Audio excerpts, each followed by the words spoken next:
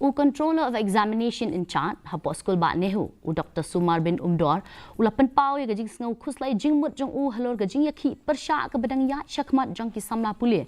Da ke ba ai jingmut ru balik sela dei ban Pynïaid khamha ya ka khadang ban kia na ke ban pentut ya gajing pentrekam ya ke National Education Policy.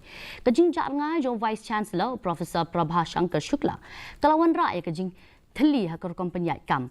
Hakaba umdon basoi ki kot kisla ki bakong san e kabala pensange hajo ki kam ki bakong san e kenthop ru ya ka jing penmi ki result Eksamin u Dr. Umdor ula pen pau ru ya ka jing khuslai jingmut jung u hakaba ye dei bat ka jing Artatien hakaban pelong ya ka Eksamin postgraduate bat ka tuk ani Thylli ki Eksamin undergraduate kat baki Eksamin ki college ba Pynïaid bat ka Skul ba Nehu kila dep sedang bat kat baki Eksamin vocational training course kat kum ke NEP labu bakin sedang haka khan riu tarik unai weng has gone into implementing the VTEC course, and from the exam department we have been working for the last 2 months to get the guidelines and everything related to the implementation of this course. There's a lot of challenges, and in between all this we have the current situation which is not helping us in the exam department. Instead of all our attention going into implementing this new undergraduate curriculum structure, it is very unfortunate that these issues that could have been handled has led us to a situation where the very implementation of such an important policy of the Government of India is being compromised.